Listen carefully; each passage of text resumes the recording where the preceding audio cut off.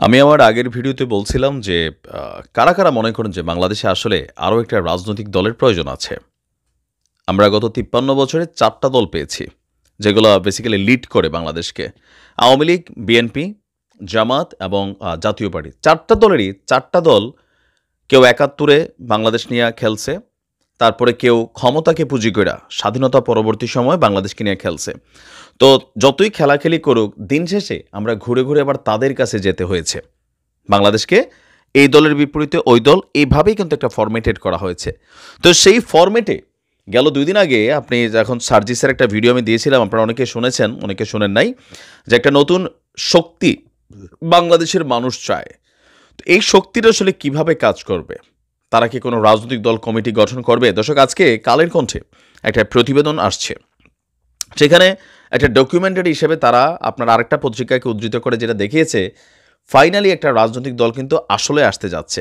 সার্জিসটা বলছিল -2 কেন, +2 দরকার। বাংলাদেশের মানুষ রাজনীতিতে একটা পরিবর্তন চায়, যে এখানে নতুন কেউ আসুক, যেন আমাদের যেই প্রধান দুইটা দল তারা যেন চাপ ফিল করে যে না, আমরাই সর্বা বিষয়টা তা না। যেমন আওয়ামী লীগকে নিষিদ্ধের পক্ষে বিএনপি না, কেন? কারণ কালকে আবার বিএনপিকে নিষিদ্ধের ইস্যু আসতে পারে, তখন যেন আওয়ামী লীগ তাদের পক্ষে থাকে।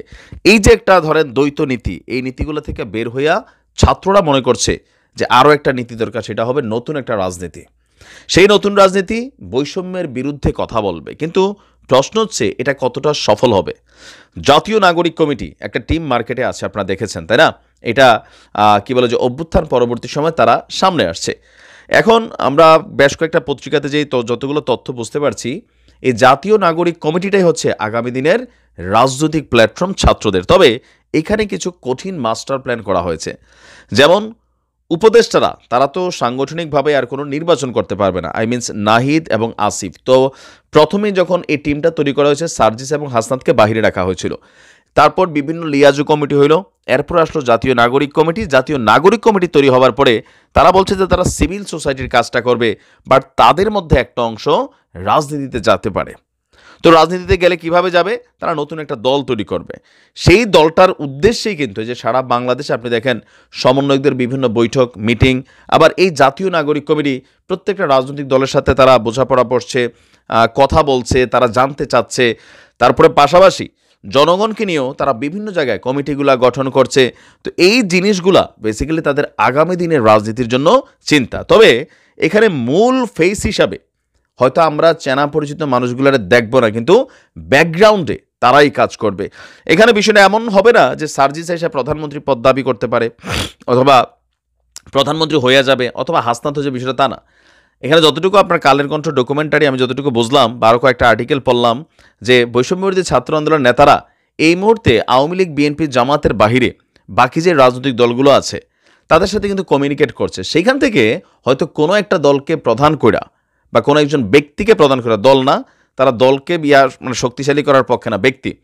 তো ব্যক্তিকে প্রদান করা নতুন একটা টিম তৈরি হবে, একটা দল তৈরি হবে। সেই দলের পেছনের বড় একটা শক্তি থাকবে এই বৈষম্য বিরোধী ছাত্র আন্দোলন প্ল্যাটফর্মের, যারা মনে করে যে বাংলাদেশে গতানুগতিক ধারা রাজনীতির বাহিরে আরও একটা শক্তি আমাদের দরকার, নতুন সেই রাজনৈতিক শক্তি। তো এখন এই জিনিসগুলা আপকামিং নির্বাচনের আগে এমনিতেই বিএনপির মধ্যে নানান সন্দেহ দানা বাঁধছে, যে কি বলা হয় যে নির্বাচন ডক্টর ইউনূস সাহেবের একটা বক্তব্যকে কেন্দ্র করে। এটা আবার আমাদের প্রেস উপদেষ্টা যিনি আছেন তিনি আবার এটা বলছেন যে না, 4 বছরের বিষয়টা, আগামী থেকে সরকারের মেয়াদ হবে 4 বছর, ডক্টর ইউনূস সাহেব 4 বছর থাকবেন, বিষয়টা তা না।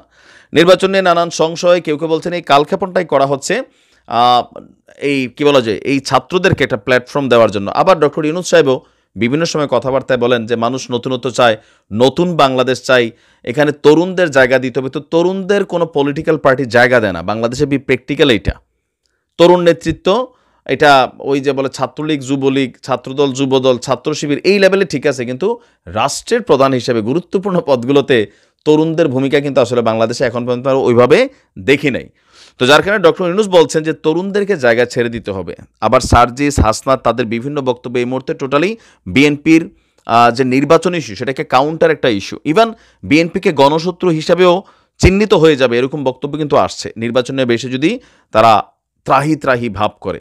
তো সকল কিছু মিলিয়ে বিএনপির তো যে আইডিয়াগুলো ছিল, বিএনপি কিন্তু এই মুহূর্তে সবচেয়ে বেশি, যে ছাত্ররা কোনো রাজনৈতিক দল করলে সবচেয়ে বেশি টেনশন হবে বিএনপির জন্য। কেন বিএনপির জন্য, জামাতের জন্য না?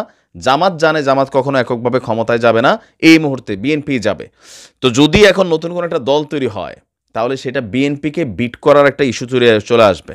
বা বিএনপি হয়তো এটাও ভয় করতেছে যে না, নতুন কোনো একটা দল তৈরি হলে ডক্টর ইউনূস সাহেব যদি এটা সাপোর্ট করে ব্যাকগ্রাউন্ডে, অথবা উপদেষ্টারা যদি সাপোর্ট করে, বা সামহাও এখানে কোনো কিছু সাপোর্টিং ইস্যু থাকে, তো সেখান থেকে হয়তো নির্বাচন ইস্যুতে এখানে একটা ধামাকা আসতে পারে, অথবা ধরেন পরিবর্তন আসতে পারে।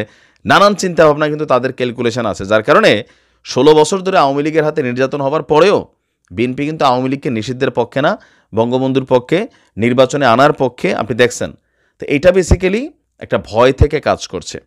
তবে বিএনপির যে ভয়টা ছিল এক ধরনের, সেই ভয়টার কিন্তু বাস্তবতা আসতে যাচ্ছে। নতুন রাজনৈতিক দল এদেশে আসবে, আমাদের যদি ক্যালকুলেশন ভুল না হয়।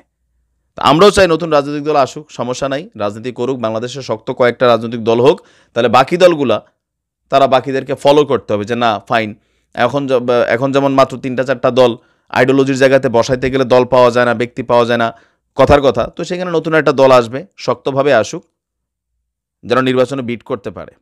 তো শুভকামনা, আসসালামু আলাইকুম।